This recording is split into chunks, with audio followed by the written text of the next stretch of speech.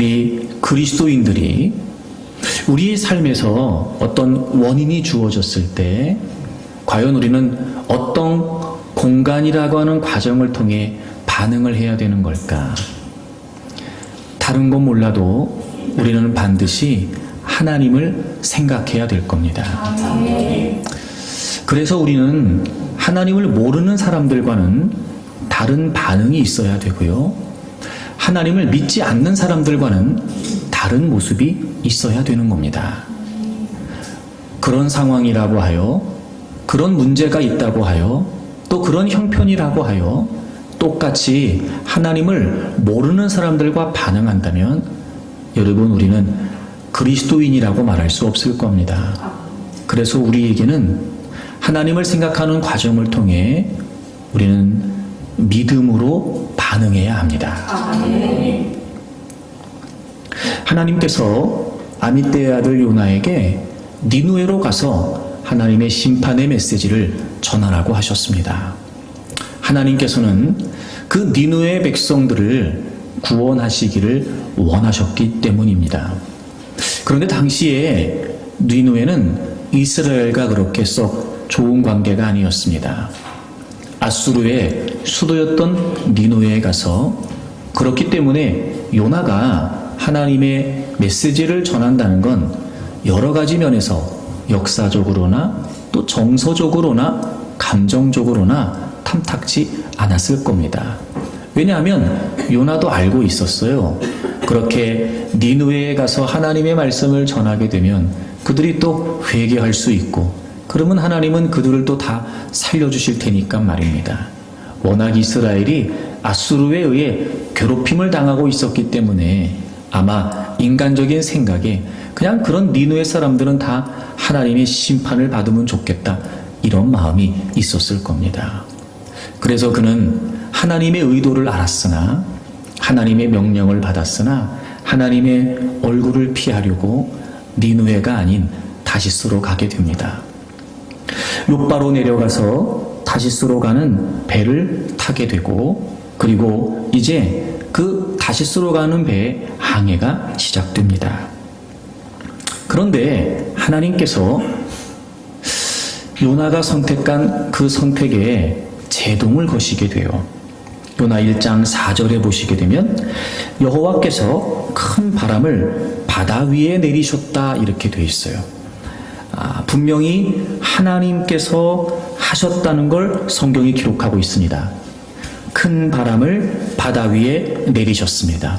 여러분이 내리셨다는 말이 무슨 의미냐면 던지셨다는 말이에요. 그러니까 하나님께서 지금 다시스로 가는 배를 타고 요나가 항해하고 있는 그 바다 위에 바람을 던지신 거예요. 그래서 큰 폭풍이 일어나게 되었던 겁니다. 하나님께서 지금 주도적으로 그리고 의도적으로 바다에 바람을 던지신 거지요. 지금 요나는 그 하나님께서 일으키신 큰 폭풍 속에 있게 된 겁니다. 그런데 재밌는 사실은 요나 1장을 보게 되면 그 폭풍 속에 요나의 모습만 기록하고 있는 것이 아니라 선장과 선원들의 모습도 기록하고 있다는 겁니다. 당연히 그 배를 운항하는 선장이 있고 선원들이 있을 텐데 말입니다. 단순히 거기 있었다 이런 차원이 아니고요. 성경을 보게 되면 굉장히 자세하게 선원들의 모습도 기록하고 있다는 거예요. 폭풍 속에 있었던 요나와 폭풍 속에 있었던 선원들의 모습을 오늘 성경은 대조적으로 그려가고 있다는 겁니다. 하나님께서 큰 바람을 던지셨습니다. 그래서 지금 요나도 그리고 선원들도 지금 그 폭풍 속에 있습니다. 이 요나서 1장을 보면서 참 문학적으로도 높은 평가를 받을 만하겠다 싶은 생각이 듭니다. 왜 그러냐면 그 선원들의 모습과 요나의 모습을 기록하고 있는데 동일한 단어를 반복해서 사용하면서 대조적으로 설명하고 있는 거예요. 그래서 우리가 조금만 자세히 살펴보면 선원들의 모습과 요나의 모습이 대조적으로 선명하게 보이게 됩니다. 제가 이 본문을 보면서 그런 마음이 들었어요. 하나님이 지금 다시스로 가고 있는 요나의 그 항해 위에 바람을 던지셨다. 큰 폭풍을 던지셨다. 그래서 지금 요나는 큰 폭풍 속에 있다 라고 하는 생각이 들면서 이런 마음이 들더라고요. 하나님은 지금 그에게 바람을 던지신 것이 아니라 질문을 던지신 것이다, 이런 생각이 들었어요. 요나가 항해하고 있었던 그 바다에 하나님이 바람을 던지신 것은 지금 다시스로 가고 있는 요나에게 하나님이 질문을 던지신 것 같았어요. 그래서 오늘 본문의 내용을 보면서 이 시대를 살아가고 있는 우리에게 하나님이 질문을 던지고 계시는 건 아닐까. 사실 여러분, 우리가 인생의 항해를 하면서 풍랑 없이 사는 사람 없습니다. 때로는 예기치 못했던, 그리 달갑지 않은, 예상했으나 그보다 더 큰 폭풍을 만나면서 우리의 인생의 항해가 어려움을 겪을 때가 있습니다. 여러분, 그때마다 우리는 사실 지금 내가 풍랑 속에 있다는 것 때문에 당황하기도 하고 불안해하기도 합니다. 그런데 지금 우리가 제3자 요나의 이야기를 보면서 이게 하나님이 바다에 바람을 던지신 것이 지금 요나에게 질문을 던지신 것이다 라고 보이는 것처럼, 여러분, 어쩌면 하나님이 우리의 인생에 바람을 던지신 것은 우리의 인생에 질문을 던지고 계시는 건 아닌가 말이죠. 물론 여러분의 삶의 연장은 다 다를 수 있습니다. 문제의 양상은 다 다양할 수 있죠. 하지만 동일하게 우리가 느끼는 감정은 힘들다, 어렵다, 괴롭다, 아프다예요.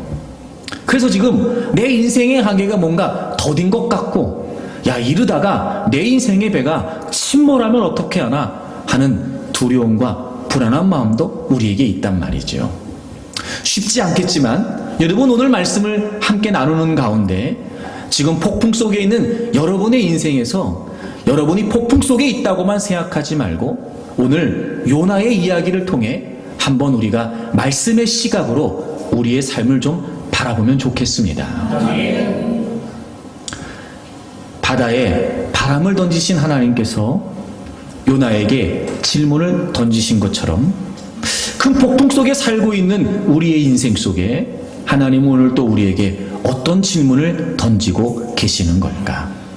여러분, 우리가 오늘 이 말씀을 통해서 질문을 던지시는 하나님 앞에 우리 자신의 모습을 살피고, 그리고 그 질문 앞에 우리가 응답할 수 있다면, 오히려 폭풍 속에 있지만 그것이 우리에게 은혜가 되어서 여러분, 큰 폭풍 속에서도 흔들림 없이 우리의 인생의 항해를 이어갈 수 있으리라고 믿습니다. 함께 말씀을 나누는 가운데 하나님의 음성이 우리 모두에게 들려지고 깨달아질 수 있기를 주의 이름으로 축복합니다. 먼저 이 폭풍 속에 있었던 선원들의 모습을 좀 추적하면서 살펴보도록 하겠습니다. 여러분, 4절을 좀 보실까요? 여호와께서 큰 바람을 바다 위에 내리심에 바닷 가운데 큰 폭풍이 일어나 배가 거의 깨지게 된지라 사공들이 두려워하여 각각 자기의 신을 부르고 또 배를 가볍게 하려고 그 가운데 물건들을 바다에 던졌다, 이렇게 되어 있습니다. 큰 폭풍이 일어났습니다. 하나님께서 개입하셔서 지금 바다 위에 바람을 던지신 거지요. 그리고 5절에 보니까 사공들이 그것 때문에 어떻게 했냐면 두려워했습니다. 큰 폭풍을 만나고 사공들이 보였던 모습은 무슨 모습이었냐면 두려워하는 모습이었어요. 그 다음에 각각 자기의 신을 부르고 배를 가볍게 하려고 물건들을 바다에 던지고 있었어요. 먼저 5절의 내용을 미루어 짐작해 볼 수 있는 건, 그런 걸 보면 이 사공들은 하나님을 믿는 사람들은 아니었던 겁니다. 자기의 신의 이름을 불렀다는 걸 보면 말이죠. 그리고 그들은 지금 그 폭풍 때문에 굉장히 두려워하고 있었습니다. 여러분, 이 욥바에서 다시스로 가고 있었던 배는요, 3년을 주기로 한 번씩 왔다 갔다 하는 무역선이었다고 합니다.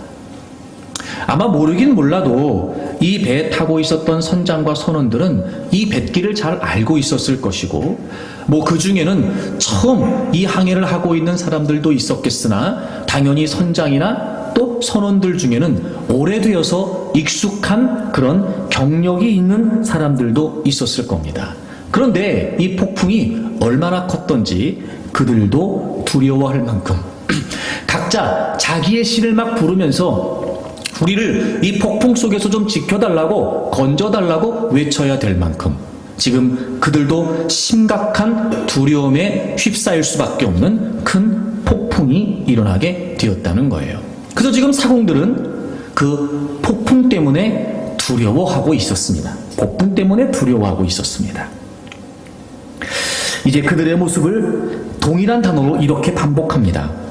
그래서 서로 도대체 이 폭풍이 누구 때문에 일어난 일이냐 싶어 제비를 뽑게 되고 요나가 뽑히게 돼요. 선원들이 묻습니다. 이게 도대체 어떻게 된 일입니까? 요나가 자초지정을 설명하지요. 내가 하나님의 명령을 피해서 지금 다시스로 가고 있기 때문에 나 때문에 이 일이 일어나게 된 겁니다 라고 고백을 해요. 여러분 10절을 보시겠습니다. 자기가 요나가 여호와의 얼굴을 피함인 줄을 그들에게 말하였으므로, 그 다음에 보세요. 무리가 알고 심히 두려워하여 이르되 내가 어찌하여 그렇게 행하였느니라 하니라. 지금 두렵다는 말이 또 반복되고 있지요, 여러분. 5절에서 사용됐던 단어와 10절에 사용되고 있는 단어가 역시 동일한 단어입니다. 요나가 자초지정을 설명했어요. 자기 때문에 그 일이 일어났다는 걸 말입니다. 그랬더니 그 자초지정을 듣고 지금 사공들이 다 같이 놀라고 있어요. 두려워하고 있습니다. 5절은 그냥 두려웠다고 되어 있는데 10절은 심히 두려웠다고 되어 있어요. 그러니까 다시 말하면 지금 이 재앙의 원인이, 큰 폭풍의 원인이 요나가 자신이 믿고 있었던 하나님의 명령에 불순종한 것이 원인이라는 것을 알게 되면서 사공들은 폭풍 때문에 두려워했던 그 두려움보다 지금 더 큰 두려움에 쌓이게 된 거예요. 얼마나 충격을 받았든지, 야, 너 왜 그렇게 한 거야? 너 왜 그런 식으로 한 거야? 라고 요나에게 되물을 만큼 그 이야기를 듣고 사공들은 지금 굉장히 큰 두려움을 겪게 되었던 겁니다. 그리고 점점 바다가 흉해집니다. 어떻게 해야 되는지를 고민하고 있을 때 요나가 자신을 바다에 던지라고 말하죠. 근데 사공들은 바로 요나를 바다에 던지지 않아요. 어떻게 해서든지 애를 씁니다. 이제 더 이상 이 바람을 헤쳐나갈 수 있는, 잔잔하게 할 수 있는 힘이 그들에게는 없었던 거예요. 그래서 어쩔 수 없이 요나를 바다에 던지게 됩니다. 여러분 15절을 보세요. 요나를 들어 바다에 던졌어요. 그랬더니 여러분 깜짝 놀랄 만한 일이 벌어집니다. 바다가 뛰노는 것이 곧 그친지라. 그렇게 이 뱃길에 익숙했던 선원들도 두려워할 만큼 큰 폭풍이었는데, 요나를 바다에 던지자마자 바다가 곧 잠잠해지게 된 거예요. 즉 큰 폭풍이 사라지게 된 거죠. 그리고 16절을 보세요. 그 사람들이 여호와를 크게 두려워하게 됐어요. 역시 여기서 사용된 이 두려워한다는 단어는 5절에도 그리고 10절에도 사용된 그 단어와 동일한 단어입니다. 5절에는 그냥 두려워했어요. 10절에는 심히 두려워했습니다. 여러분 16절에는요 그보다 더 큰 표현을 쓰고 있어요. 크게 두려워하게 됩니다.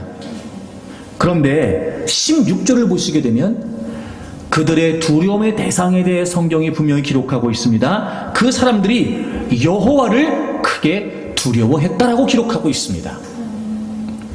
여러분 지금 이 배에 타고 있었던 선원들의 모습을 보게 되면 처음에는 큰 폭풍 때문에 두려웠어요. 그랬다가 요나에게 이야기를 듣고 이 폭풍이 일어난 이유가 요나가 자기가 섬기는 하나님께 불순종했기 때문이라는 것을 알게 되고 그들은 심한 두려움을 겪게 되었습니다. 그랬다가 지금 요나를 바다에 던지면서 이제 폭풍이 잠잠해졌어요. 아니 그러면 여러분 편안해져야지요. 와, 드디어 이제 폭풍이 잠잠해졌네. 야, 이제 우리가 편안하게 갈 수 있겠다. 이런 마음이 들어야 되는데, 여러분, 그들은 지금 그 장면에서 하나님을 두려워하게 된 겁니다. 여기는 더 큰 두려움이었습니다. 앞의 두려움과는 차원이 다른 더 큰 두려움이었습니다. 이런 거 아닐까요? 바다도 상황도 자신의 뜻대로 다스리시는 하나님의 주권을 경험했던 그들이 그 하나님이 어떤 분이신지를 알게 된 거예요. 그리고 그들은 지금 폭풍이 아니라 하나님을 두려워하게 된 겁니다. 여러분, 여기서 두려워했다는 말이 무슨 표현이냐면 바로 경외한다는 의미였습니다. 처음에 그들의 두려움은 폭풍이었습니다. 여러분, 우리도 그런 문화와 정서가 있지만 특히 여러분 이렇게 왜 배를 타고 이렇게 항해를 하는 사람들일수록 미신을 많이 섬겨요. 우리나라도 그렇잖아요, 여러분. 그래서 왜 바닷가 쪽으로, 바닷가 마을로 가면 가서 하여튼 별의별 미신들을 다 섬깁니다. 이런 거예요. 처음에 큰 폭풍을 보고 사공들이 두려웠다는 건 뭐지요? 그 자연 자체가, 그 바람 자체가, 그 파도 자체가 그들에게는 신으로 다가오게 됐던 거예요. 신적인 두려움을 그들이 느꼈던 거예요. 본인들이 스스로 감당할 수 없는 거였습니다. 왜냐하면 늘 그들은 그렇게 항해를 했을 테니까 말이죠.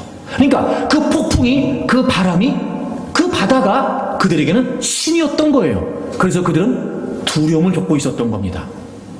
그랬다가 요나의 이야기를 들으면서 이게 그러면 지금 요나가 얘기하는 그 하나님, 요나가 얘기하는 그 신 때문에 지금 이런 일이 벌어졌다는 거야? 라고 하면서 그들은 뭔가 모를 아직까지 모호한 그런 두려움을 그들이 겪기 시작하는 겁니다.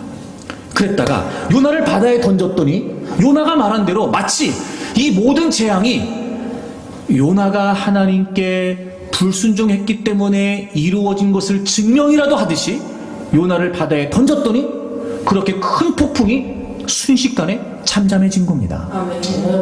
그리고 그들은 이 놀라운 광경 앞에 요나가 얘기했던 그 하나님, 요나가 말했던 그 하나님이 이렇게 모든 걸 주관하시는 하나님이시구나 라고 하는 사실을 그들이 깨닫게 된 거였지요.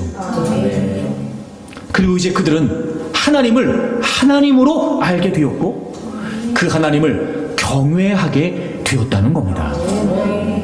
큰 폭풍에 대한 두려움에 사로잡혀 있었던 그 사공들이 이제는 우주적인 주권을 가지신 하나님을 자신들의 눈으로 보면서 그리고 자신들의 삶에서 겪으면서 하나님이 진짜 하나님이시구나 라고 하는 사실을 인식함과 동시에 그들에게 주어진 반응이 무엇이었냐면 하나님에 대한 두려움을 갖게 되었다는 겁니다. 그들은 비로소 지금 하나님을 경외하는 모습을 보이게 된 거죠. 자, 그렇다면 이 폭풍 속에 있었던 또 다른 사람, 바로 요나의 모습은 어땠을까요? 제비를 뽑자 요나가 뽑히게 되죠. 사람들이 묻습니다. 넌 누구냐? 너 어디서 왔어? 왜 그런 거야? 라고 얘기했을 때 여러분 9절을 보겠습니다. 요나가 이렇게 대답합니다. 9절을 보세요.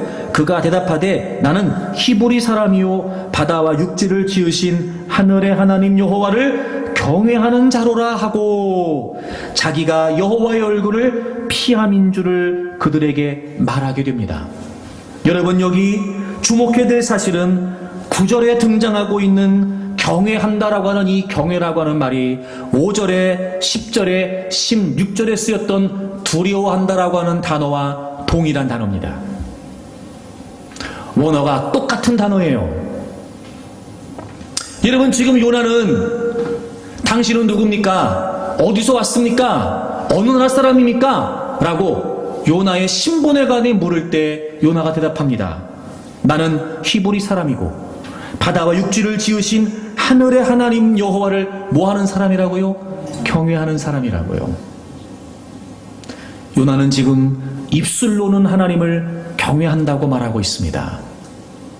그런데 지금 그의 모습은, 다시스로 가는 배에 몸을 싣고 있었던 그의 모습은 결코 하나님을 경외하는 모습은 아니었습니다. 경외한다고 말해놓고 내가 지금 하나님의 얼굴을 피해서 다시스로 가고 있습니다 라고 말하고 있으니 말입니다. 지금 요나의 이 모습, 즉 다시스로 가고 있는 배에 있는 이 요나의 모습은, 그가 아무리 입술로 하나님을 경외한다고 고백할지 모르지만, 자신은 하나님을 경외하는 사람이라고 말하고 있을지 모르지만, 지금 누가 봐도 그의 모습은 하나님을 경외하는 모습은 아니었던 거죠. 하나님을 알고 있었습니다. 하나님의 능력도 이미 경험했던 사람이었습니다. 열왕기서를 보게 되면 요나에 대한 분명한 기록이 있습니다. 하나님은 그를 통해 말씀하셨고 그의 말씀대로 하나님은 이스라엘을 통치해 가시기도 했습니다. 요나를 통해 하나님의 말씀이 그대로 이루어지는 역사의 현장에 요나가 있기도 했습니다. 그럼에도 불구하고 지금 요나는 하나님의 말씀을 거절하고 하나님 말씀을 거역하며 의도적으로 불순종하여 다시스로 가고 있었습니다. 그런데 그는 늘 그가 그렇게 입버릇처럼 말했던 것처럼 지금 하나님을 경외한다고 말하고 있는 거예요. 하지만 그는 안 경외하고 있었던 겁니다. 여러분, 동일한 단어를 반복해서 사용하면서 지금 폭풍 속에 있는 사공들과 폭풍 속에 있는 요나의 모습을 우리에게 보여주고 있는 겁니다. 사공들은 처음에는 큰 폭풍이 두려웠으나 이 폭풍 속에서 하나님을 깨닫게 되고 하나님을 경외하게 되죠. 요나는 하나님을 알고 있었습니다. 그 폭풍이 자신 때문에 벌어진 일이라는 것도 알고 있었습니다. 그럼에도 불구하고 입술로는 하나님을 경외한다고 말하고 있지만 실제로 요나는 하나님을 경외하지 않았습니다. 바다에 바람을 던지신 하나님께서 지금 요나에게 질문을 던지고 계시는 거예요. 바다에 바람을 던지신 하나님께서 이 사공들의 모습을 통해, 그리고 요나의 모습을 통해 오늘을 살아가고 있는 우리에게 질문을 던지고 계시는 거예요. 하나님을 경외하냐고 말입니다. 사랑하는 여러분, 하나님을 경외하십니까? 정말 하나님을 하나님으로 알기에 이미도 우리의 삶에 하나님이시다 라고 하는 사실을 우리가 알고 겪었기 때문에 그 하나님이 어떤 분이신지를 인정하고 우리가 정말 하나님을 하나님으로 경외하고 있습니까? 어쩌면 우리의 모습은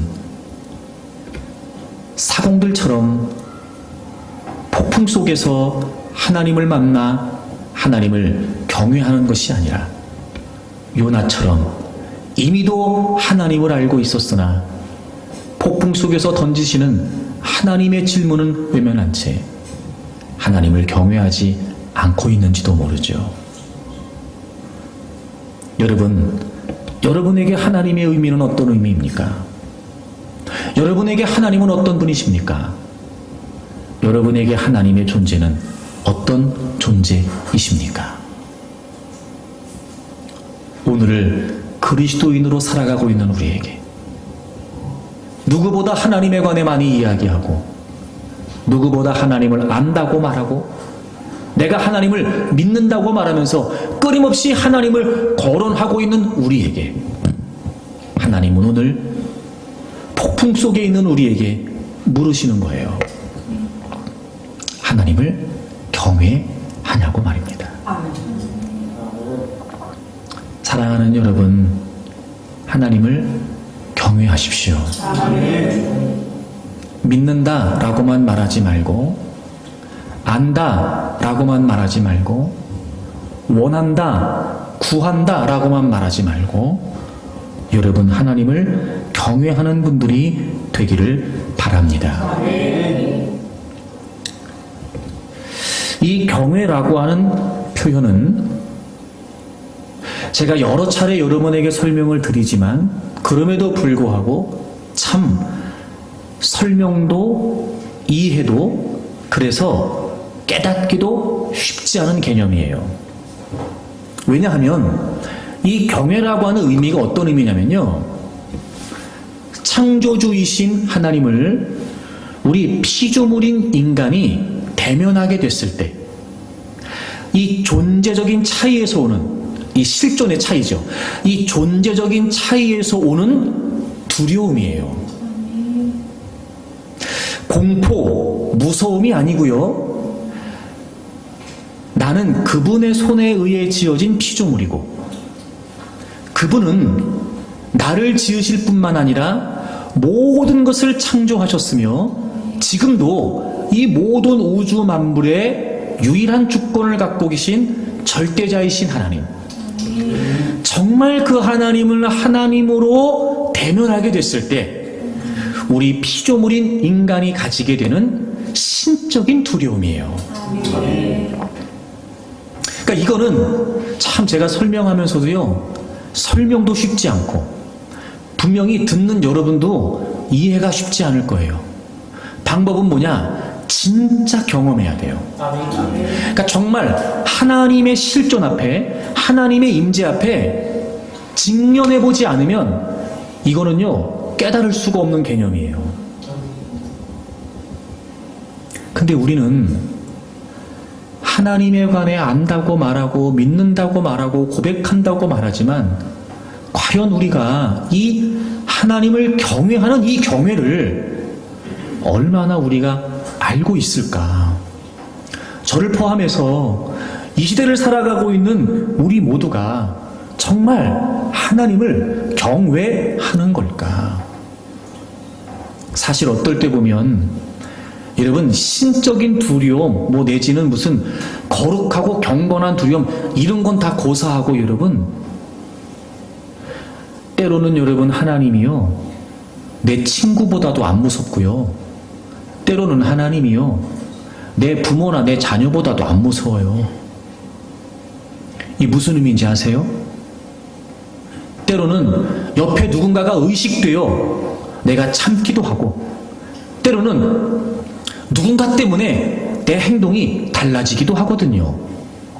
근데 여러분, 우리는요, 하나님을 안다고 말하고 그 하나님이 살아계시다고 말하면서 우리의 모든 삶에서 하나님을 투명인간 취급하는 겁니다. 하나님이 의식이 안 되는 거예요. 그런 걸 보면 여러분, 우리가 우리 스스로 내가 진정 하나님을 경외하고 있는지를 점검해 봐야 되는 거 아닐까? 저는 여러분들이 하나님을 하나님으로 깨우치고 정말 하나님을 경외하는 분들이 되기를 바랍니다. 마가복음을 보게 되면 제자들의 모습이 연거푸 등장을 하는데요, 마가복음 4장과 마가복음 6장에 보면 동일하게 배를 타고 항해하는 모습이 나와요.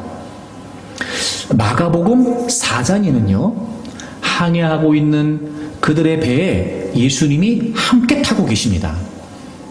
가다가 큰 풍랑을 만나게 되죠. 예수님은 배 밑에서 주무시고 계셨어요. 제자들이 예수님을 막 깨웁니다. 우리가 죽게 됐는데 주님은 지금 가만히 계시깁니까? 막 깨우는 거예요. 그 주님이 배 위에 올라오셔서 제자들을 향해 뭐라고 말씀하시냐면, 너희들이 왜 믿음이 없느냐? 이렇게 말씀하세요. 믿음이 없느냐? 이렇게 말씀하세요. 그리고 예수님이 말씀 한마디로 바람과 바다를 잔잔케 하시죠. 그때 그 모습을 보고 제자들이 뭐라고 자기들끼리 얘기하냐면, 야, 도대체 저분이 누군데 바람과 바다가 저렇게 순종하는 거냐? 라고 이야기를 해요. 여러분, 이게 무슨 의미일까요? 예수님과 함께 있었지만, 예수님과 함께 지내고 있었지만 정말 예수님이 누구신지를 몰랐던 거죠.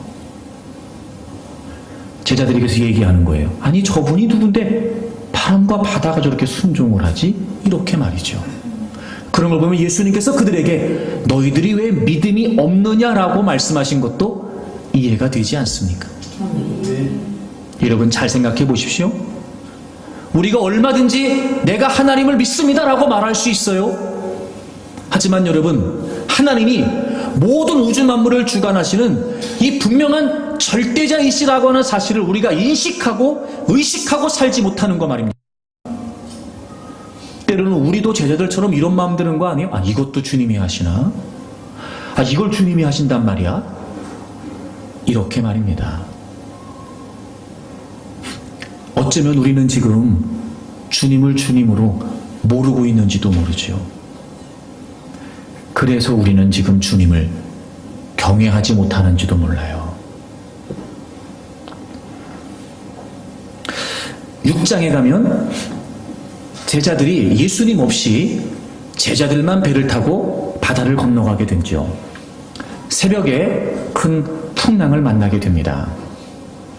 그때 주님께서 물 위를 걸어오고 계셨어요. 풍랑 때문에도 두려워하고 있었던 제자들은 주님이 바다 위로 걸어오시는 모습을 보면서 유령이라고 오히려 기겁을 합니다. 주님이 다가오셔서 제자들을 향해 야, 나야 나 안심해 안심해 그렇게 말씀을 하세요. 그리고 주님이 배 위에 올라오시지요. 그리고 나서 바람과 바다를 잔잔하게 하셨어요. 근데 여러분, 그랬으면 주님도 계시고 그랬으면 이제 바람도 다 잔잔해지고 이러면 그들이 이제 편안해질 만도 한데 말입니다. 그럼에도 불구하고 제자들은 여전히 두려움과 충격 속에 있었어요. 왜 그랬는지를 성경이 알려주고 있습니다. 여러분, 마가복음 6장을 찾아보세요. 50절부터 보시면 그들이 다 예수를 보고 놀랐습니다. 그래서 예수님께서 안심하라, 나니 두려워하지 말라 분명히 말씀하셨죠. 51절 배에 올라가셨어요. 그랬더니 바람이 그치게 됩니다. 근데 여러분 보세요. 제자들이 마음의 심이 어땠다고요? 놀랬다고요. 50절에 놀랬다라고 하는 말과 51절에 놀랐다는 말은 동일한 표현이에요. 여전히 그들은 지금 두려움과 충격 속에서 벗어나지 못하고 있는 거지요. 그리고 52절 보세요.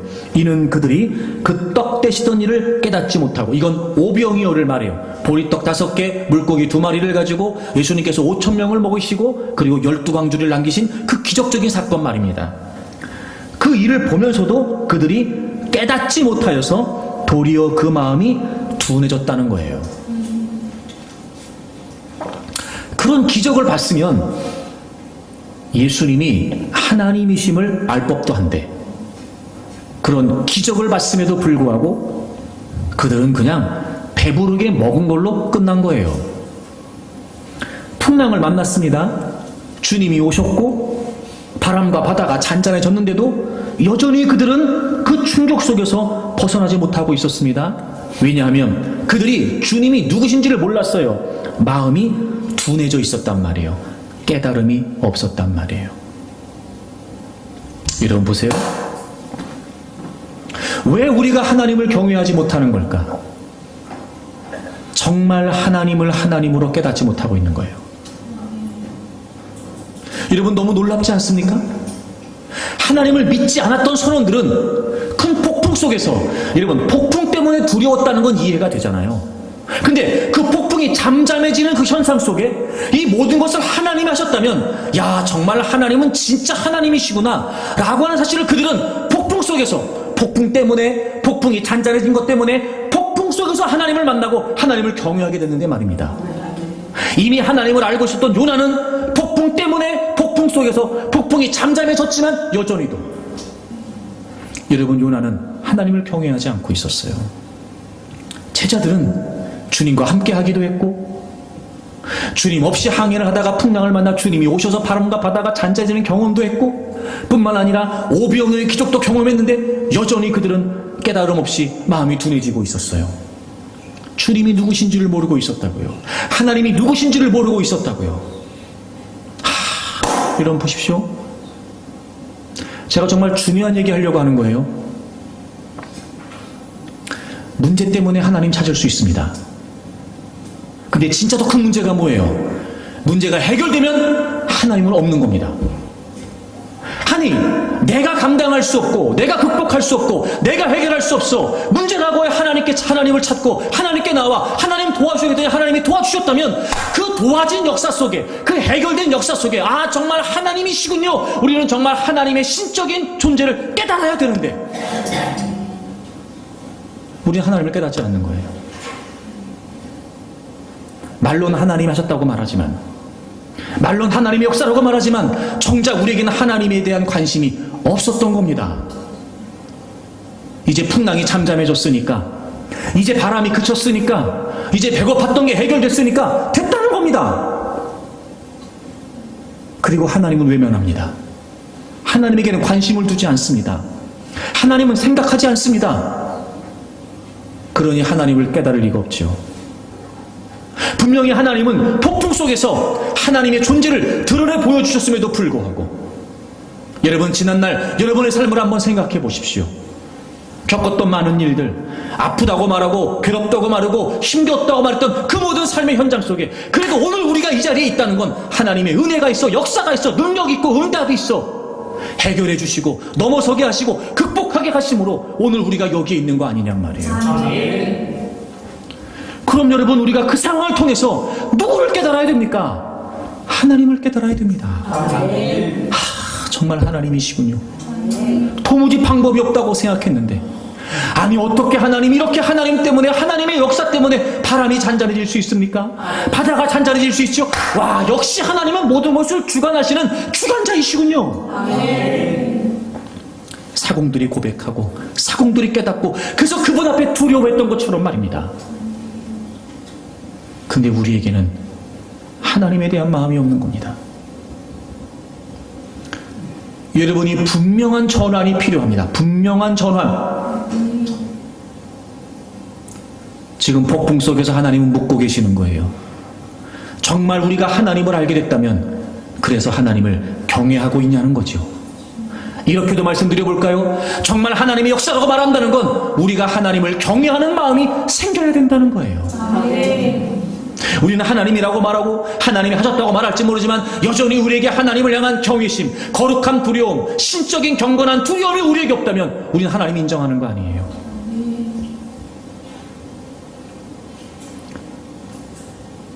바다에 바람을 던지신 하나님께서 우리 인생에 지금 질문을 던지시는 겁니다. 하나님을 경외하고 있냐고 말이죠. 여러분, 정말 오늘 이 말씀 때문에라도 여러분이 정말 하나님의 실존을 경험할 수 있기를 바라요.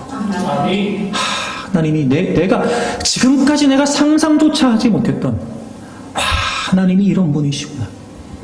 하나님이 이렇게 놀라운 분이셨군요. 그래서 여러분, 그분의 존재 앞에, 그분의 실존 앞에, 이제까지 내가 한 번도 경험해보지 못했던, 알 수도 없었던, 깨닫지도 못했던, 느껴보지도 못했던 그 절대자이시고 위대하신 그 하나님의 주권 앞에, 그 영광 앞에 피조물인 내가, 더럽고 추악한 죄악투성이인 내가 그분의 실존을 경험했을 때 갖게 되는 이 분명한 두려운 말입니다. 여러분, 우리가 하나님을 경외하게 되기를 바라요. 그러려면 정말 하나님을 하나님으로 깨닫는 역사가 있어야 됩니다. 근데 우리가 하나님을 경외하려고 하지 않고 하나님을 경홀히 여기는 거예요.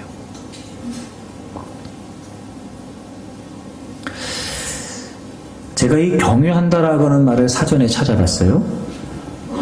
그들이 제가 좀 전에 설명드렸던 그 신적인 두려움이라고 되어 있는데, 그리고 그 밑에 뭐라고 써있나 봤더니 존경하는 마음으로 삼가 조심한다는 거예요. 이 경외라는 마음이 어떤 마음이냐면 그 대상을 존경해서 삼가, 그러니까 스스로 알아서 조심스러워진다는 거예요. 그리고 경홀이라고 하는 말을 찾아봤더니 무시하거나 업신여겨서 홀대한다는 거예요. 여러분, 하나님을 경외하십니까? 아니면 경홀히 여기십니까? 하나님을 경외하려고 하십니까? 아니면 하나님을 경홀히 여기고 계십니까? 한번 생각해 보세요. 하나님에 대한 마음 때문에 내가 지금 조심하고 있는가? 하나님을 하나님으로 인정하기에 하나님과 관계된 모든 것들에서 나는 내가 지금 조심스럽게 하나님을 대하고 있는가? 아니면 우습고 무시하고 업신여기면서 하나님을 홀대하고 있지는 않은가 말이에요.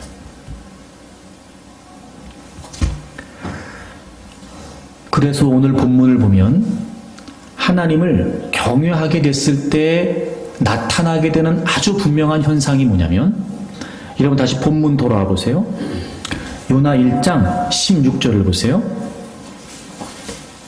그 사람들이 여호와를 크게 두려워하여 여호와께 제물을 드리고 서원을 했어요. 하나님을 하나님으로 깨닫게 됐어요. 그래서 그들이 하나님을 향한 신적인 두려움을 갖게 됐어요. 그리고 제일 먼저 나타난 현상이 뭐냐면 제물을 드리고 서원했대요. 우리말로 하면 무슨 말이에요? 예배드렸다고요. 여러분, 부정할 수 없어요.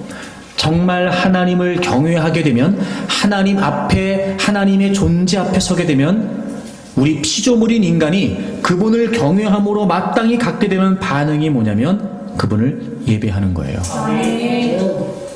그분을 찬양하고, 그분을 경배하고, 그분에게 영광을 돌리고, 그분을 고백하고, 그분 앞에 겸허히 엎드려 그분의 권위를 인정하고, 그분을 존중하는 마음으로 그분을 예배하는 거예요. 여러분, 이 시대가 하나님을 경외하는 것을 잃어버렸습니다. 그래서 나타나는 대표적인 현상이 뭐냐면 예배가 다 무너졌다는 거예요. 예배가. 이제는 점점 예배가 하나님이 이유가 되거나 하나님이 중심이 되는 예배를 드리지 않습니다. 예배도 이제는 사람이 이유가 되고 사람이 중심이 됩니다. 애초부터 예배를 드린다라고 말할 때 우리는 하나님을 고려하거나 하나님이 이유가 되거나 하나님이 동기가 되지 않습니다. 그러니 당연히 우리의 예배는 하나님께 집중하지 않죠. 그리고 우리는 우리의 이유와 우리의 목적을 따라 하나님을 예배한다고 말합니다.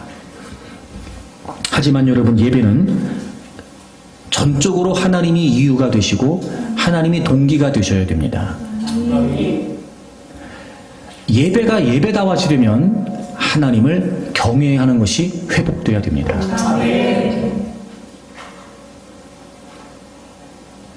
그런데 우리의 예배가 점점 하나님에 대한 마음보다는 우리 자신에 대한 마음이 더 커져가고 있습니다. 그래서 마땅히 하나님이 받으셔야 될 영광을 하나님이 아닌 사람이 가로채기도 하고, 마땅히 하나님께 올려드려야 될 고백을 사람이 받기도 합니다. 하나님만이 이유가 되고 하나님만이 동기가 되는 예배. 그도 그럴 것이, 하나님을 향한 경외가 사라지게 되니까 당연히 하나님께 초점을 맞출 수가 없게 돼요. 하나님을 향한 경외가 사라지게 되니까 하나님이 어떤 존재인지를 의식하지 못합니다. 그러니 점점 우리의 예배는 형식적이 될 수밖에 없고, 점점 우리의 예배는 종교적인 의식에 머무를 수밖에 없다는 거죠. 경외를 잃어버렸기 때문에 그래요. 여러분, 여러분의 예배를 한번 생각해 보십시오. 여러분은 어떤 마음으로 예배에 나오십니까? 여러분, 예배 드릴 때 어떤 마음이십니까? 여러분은 예배 드릴 때 어떻게 주님을 고려합니까? 여러분, 우리가 예배 드리는 이 자리에 하나님이 살아계신 하나님께서 함께하고 계시다는 사실이 인식되어 의식되고 있습니까? 정말 우리가 하나님을 경외한다면, 다른 건 몰라도, 그래서 우리가 이 자리에서 지금 예배하는 우리가 예배하는 이 자리에 하나님이 함께 하시다는 사실을 우리가 정말 인식한다면, 그래서 우리가 하나님을 의식하고 예배드린다면, 이런 분명히 우리 예배의 많은 부분은 달라질 수밖에 없을 겁니다. 하나님에 대한 경외를 잃어버린 채 여러분, 우리 예배가 점점 허물어져 가고 있다는 거예요. 이사야 29장을 찾아보세요. 우리 13절을 좀 같이 읽어볼까요? 구약성경 1000페이지입니다. 이사야 29장 13절 찾으셨죠? 우리 다 같이 한번 읽겠습니다. 시작. 주께서 이르시되 이 백성이 입으로는 나를 가까이하며 입술로는 나를 공경하나 그들의 마음은 내게서 멀리 떠났나니 그들이 나를 경외함은 사람의 계명으로 가르침을 받았을 뿐이라. 아멘. 하나님이 이사야 선지자를 통해 이스라엘 백성들에게 말씀하십니다. 입으로는 하나님을 가까이하고 입술로는 하나님을 공경한대요. 근데 그들의 마음은 내게서 멀리 떠났다는 거예요. 그러면서 말씀하세요. 그들이 나를 경외함은, 그러니까 경외한다고 말해요. 가깝다고 말하고 공경한다고 말하고 하나님 믿는다고 섬긴다고 경외한다고 말하는데 사람의 계명으로 가르침을 받았어요. 여기서 사람의 계명, 우리 성경은 사람의 계명인데 원문을 보게 되면 이 사람이라는 말이 복수예요. 사람들의 계명이라는 말이에요. 무슨 말이냐면 유일한 하나님의 계명이 아니라 사람들이 전통이나 관습 속에서 자신들이 위주가 되어 자신들이 고안해서 만들어낸 인위적인 규례와 명령들을 말해요. 그러니까 그런 인본주의적인 생각과 인본주의적인 전통과 관습에 의해 지금 그들이 하나님을 섬기고 있다는 거예요. 경외가 아니라는 거죠. 그래서 하나님이 그렇게 말씀하시는 거예요. 그들의 마음은 내게서 멀리 떠났다, 이렇게 말씀하시는 거예요. 이 말씀을 그대로 예수님이 사복음서에서 인용하세요. 너희들이 입술로는 나를 공경하지만 마음은 내게서 멀도다. 그래서 이렇게 말씀하세요. 나를 헛되이 경배한다는 거예요. 하나님을 경외하면 왜 예배가 예배다워지냐면요, 마음이 하나님을 향하기 때문에 그래요. 하나님을 경외하지 않으면 왜 예배가 허물일 수밖에 없냐면 예배는 하나님을 위해 드리는 것이고 예배는 하나님께 드리는 것이기 때문에 하나님께 마음이 없고 하나님을 향한 마음이 없다면 예배가 예배다워질 수 없어요. 만약에 정말 우리가 창조주 되신 하나님을 알고 우리가 그분의 손에 의해 지어진 피조물이라고 하는 사실을 깨달은다면 그분의 거룩하심과 그분의 영광과 그분의 권위를 보고 당연히 경배하지 않을 수 없겠지요. 그분으로부터 주어지는, 아니 이미 우리에게 주어진 구속의 은혜를 포함하여 모든 삶 속에 우리에게 주어지는 그 하나님의 사랑과 은혜 속에 우리가 감사하지 않을 수 없을 겁니다. 적어도 예배가 하나님 앞에 나와 하나님의 존재를 향하여 하나님을 만나고 하나님을 경험하고 그런 거라면 반드시 우리는 하나님께 집중할 수밖에 없을 거예요. 그런데 우리는 하나님을 경외하는 것을 잃어버렸죠. 하나님을 향한 마음이 이미 없어져 버렸습니다. 그러니 하나님께 드리는 예배의 본질 자체가 다 허물어지게 된 것입니다. 하나님을 경외하는 마음이 있다면 당연히 예배는 예배다워질 수 있습니다.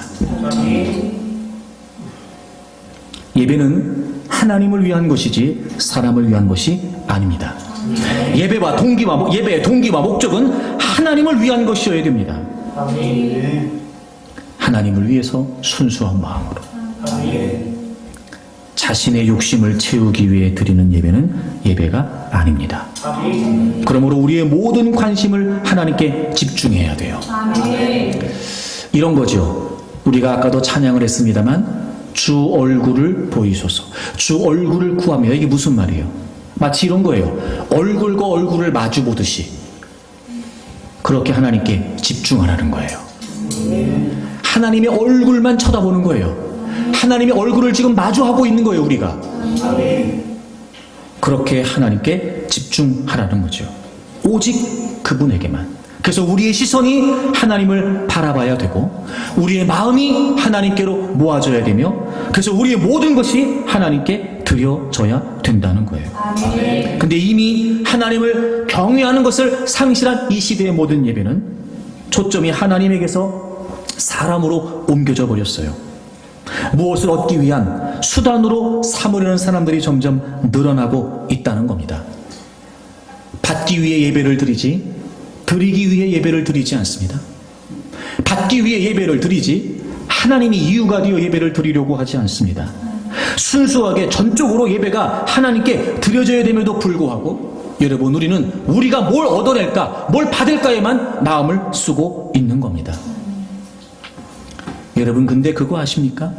우리가 정말 온전히 하나님을 예배하여 하나님이 우리의 예배를 받으시게 되면 그 하나님과의 만남 속에, 그 하나님을 경험하는 그 은혜 속에 하나님의 영광과 하나님의 능력과 하나님의 충만하심과 하나님의 기뻐하심을 우리도 참여할 수 있게 된다는 거 말입니다.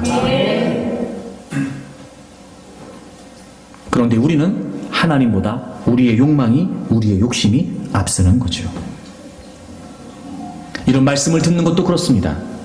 하나님을 경외하는 마음으로 우리의 마음이 오직 하나님께로만 향해 있다면, 그래서 하나님의 얼굴을 마주 대하고 있듯이 우리가 하나님에게 집중하고 있다면 당연히 그분이 하시는 말씀을 못 들을 리가 없습니다. 안 들을 수는 있겠지요. 하지만 여러분, 못 들을 수는 없습니다. 여러분, 사람이 마주 앉아 얼굴과 얼굴을 마주보고 얘기하고 있는데, 그렇게 그 앞에 있는 사람에게 집중하고 있는데 그 사람의 하는 이야기가 들리지 않을까? 그럴 리가 없어요. 그럼 적어도 여러분, 우리가 하나님이 이유가 되어 하나님께 드려지기 위해 하나님께 집중하며 그 하나님의 얼굴 앞에 있는 것처럼 하나님을 마주대하고 있다면 그분이 하시는 말씀을 못 들을 리가 없습니다. 안 듣는 거겠죠. 그분의 말씀이 들리기 시작하고 어느 하나라도 놓치지 않기 위해 마음을 다하고 집중을 다하고 귀를 기울여 그분 앞에 있게 된다면 여러분, 하나님은 말씀을 통해서 때로는 잠들어 있는 우리의 영혼을 깨워내시기도 하고 섬광처럼 번쩍 빛나는 우레와 같은 음성을 우리에게 들려주시기도 합니다. 때로는 여러분, 잔잔하게 흐르는 물소리 같은 편안한 위로의 음성을 우리에게 들려주시기도 하고, 나를 향하신 하나님의 말씀을 마치 나만을 위해 준비하신 것처럼 세미한 음성으로 우리의 귀에 속삭이듯이 들려주시기도 하겠죠. 이미 하나님을 향한 집중, 하나님을 향한 초점, 하나님에 대한 마음을 다 잃어버렸기 때문에 여러분, 우리 예배를 드려도 하나님이 이유가 되지 않고 예배를 드려도 하나님의 말씀이 깨달아지지가 않는 거예요. 우리가 예배할 때마다 우리의 모든 관심은 사람이 아니라 하나님이 되셔야 됩니다. 사람을 의식하지 말고 하나님께 집중하십시오. 사람의 소리가 들리지 않아야 됩니다. 하나님의 말씀만 들려야 됩니다. 내 내면의 소리도 있겠지요. 내 내면의 생각도 있을 거예요. 그게 들리지 않게 될 만큼 하나님께 집중하여 하나님의 음성을 들을 수 있어야 됩니다. 물론 여러분, 우리가 하나님께 나올 때마다 이런저런 이유와 소원과 필요를 갖는 것 자체를 제가 뭐라고 말씀드리는 게 아니에요. 하지만 여러분, 그런 이유 때문에도 하나님께 나왔다 할지라도 하나님을 집중하고 하나님을 마주대하고 있으면서 그 모든 문제들도 잊어버리게 될 만큼, 그 모든 필요들도 잊고 욕구도 욕망도 다 잊어버리게 될 만큼 하나님 앞에 우리가 있을 수 있다면 여러분, 그 예배가 진정한 예배가 된다는 겁니다. 그렇게 하나님께 집중하게 되면 반드시 예배를 통해 하나님을 경험할 수 있게 되고, 마치 하나님이 차려놓으신 그 잔치에 우리가 아버지 하나님을 기쁘시게 함으로 그 하나님의 잔치에 차려진 모든 그 음식들을 우리가 대하는 것처럼 여러분, 우리가 그 하나님의 역사에 참여할 수 있게 된다는 겁니다. 여러분, 그러므로 정말 여러분이 하나님을 알아 하나님을 경외한다면 이제 여러분의 마음을 더 하나님께 집중하여 하나님을 예배하기 위해 힘쓰십시오. 100와트짜리 일반 전등불과 동일하게 100와트짜리 레이저는 원래 힘은 같다고 합니다. 100와트의 전등불과 100와트의 레이저는 원래 갖고 있는 힘은 동일하다고 그래요. 그럼에도 불구하고 그 레이저가 때로는 철판도 뚫어내는 엄청난 힘을 나타내는 것은 바로 레이저가 갖고 있는 그 100와트의 열과 힘을 집중하기 때문에 그렇답니다. 그러나 100와트짜리 전등불은 집중이 아니라 열과 빛이 사방으로 흩어지기 때문에 철판을 뚫고 나갈 힘이 없다고 해요. 이런 폭풍 속에서 우리에게 필요한 게 뭘까요? 폭풍이 잠잠해지는 거요? 그거 아십니까, 여러분? 어차피 그건 우리 한계 밖입니다. 폭풍이 잠잠해지는 게 아니라 그 속에서 하나님께 집중하는 거예요. 그러면 여러분, 단순히 폭풍이 잠잠해지는 것뿐만이 아니라 그 상황을 통해 우리는 이전에 경험하지 못했던 또 다른 하나님을 만나게 되겠죠. 하나님을 알게 되고, 그래서 더 하나님과 가까워지게 되고, 이전보다 더 하나님을 신뢰하게 되니 내가 지금 겪었던 풍랑보다 더 큰 풍랑을 만나도 여러분, 우리는 두려울 일이 없는 겁니다. 그렇게 차곡차곡 우리의 모든 삶의 연장에서 하나님이 이유가 되고 하나님이 목적이 되어 하나님께 집중하기 시작하면 폭풍 속에서 들려지는 하나님의 음성에 귀를 기울이고 정말 우리가 그 속에서 하나님을 알기를 위해 힘쓸 수 있다면 여러분, 우리는 더 하나님을 신뢰하는 견고한 믿음 속에 어떤 폭풍이라도 뚫고 올라갈 수 있을 만큼 여러분, 그 하나님의 놀라운 능력을 소유하게 될 것입니다. 폭풍 속에서 우리에게 하나님이 던지시는 질문, 정말 우리가 하나님을 경외하냐는 겁니다. 즉, 정말 우리의 마음을 하나님께 쏟고 있냐는 거죠. 예배가 예배다워지고 있냐는 겁니다. 정말 하나님께 집중하고 있냐는 겁니다. 여러분, 여러분의 삶의 현장에서, 오늘을 살고 있는 여러분 그 폭풍의 현장 속에서 오늘도 여러분에게 질문을 던지시는 하나님의 음성에 귀를 기울이십시오. 그리고 오늘 말씀 때문에라도 저는 여러분이 하나님께 고백할 수 있기를 바랍니다. 하나님, 제가 하나님을 알기를 원합니다. 하나님, 제가 하나님을 만나기를 원합니다. 제가 하나님께 집중하겠습니다.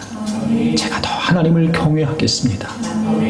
여러분, 그렇게 하나님께 집중하여 하나님이 허락하시는 능력 속에서 어떤 큰 폭풍에도 흔들림 없이 여러분의 믿음의 여정을, 여러분의 인생의 항로를 걸어갈 수 있기를 주의 이름으로 축복합니다.